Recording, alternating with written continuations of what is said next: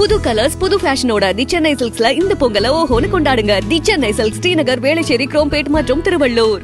பஞ்சமி நிலத்தில் முரசொலி அலுவலகம் அமைக்கப்பட்டுள்ளது என்ற புகார் தொடர்பான வழக்கில் திமுக இனியும் விசாரணைக்கு தள்ளிப்போட முயற்சிக்காமல் விசாரணைக்கு ஒத்துழைக்க வேண்டும் என தமிழக பாஜக தலைவர் அண்ணாமலை வலியுறுத்தியுள்ளார்.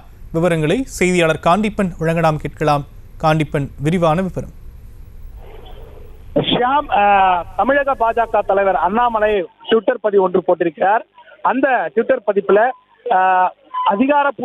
திமுகவுடைய அதிகாரப்பூர்வ நாளேடான முரசொலியானது பஞ்சம நிலத்தில் இருப்பது தொடர்பாக வழக்கு தொடரப்பட்டது. அதாவது 2019ஆம் ஆண்டு தமிழக பாஜகவுடைய சார்பில் மாநில பொதுச் செயலாளர் மற்றும் மாநில பட்டியலின தலைவராக இருக்கக்கூடிய தரா பெரியசாமி ஆகியோர்கள் இதுல இரண்டாம் புகார்தாரகவும் சேர்க்கப்பட்டு இந்த வழக்கானது தொடரப்பட்டது. இந்த வழக்கோட தீர்ப்பு தற்போது சென்னை உயர் நீதிமன்றத்துல வந்திருக்கிறது. அந்த தீர்ப்பு என்ன அப்படின்னாக்கா, இந்த தீர்ப்பு தள்ளுபடி செய்யப்பட்டிருக்கிறது.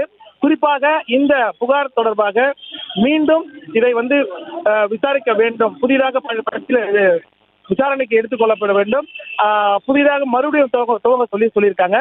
அதுக்கப்புறம் என்ன சொல்லியிருக்காருனாக்கா, இந்த விவகாரம் தொடர்பாக, அதாவது பஞ்சமி நிலம் தொடர்பாக திமுக இனியும் விசாரணையை தள்ளி போட முயற்சிக்காமல் விசாரணைக்கு ஒத்துழைக்க வேண்டும் என்று தமிழக பாஜக சார்பில் பணிவுடன் கேட்டுக்கொள்வதாக அண்ணாமலை தெரிவித்திருக்கிறார். அதே நேரத்தில் பட்டியல் சமூக மக்களுக்கு சொந்தமான பஞ்சமி நிலங்களை மீட்டுக் கொடுக்கும் பாஜகவினுடைய சட்ட போராட்டம் தொடரும் என்று அந்த ட்விட்டர் பதிவுல தெரிவித்திருக்கிறார். ஷியாம், செய்திகளை உடனுக்குடனும் துல்லியமாகவும் தெரிந்து கொள்ள சப்ஸ்கிரைப் பண்ணுங்க.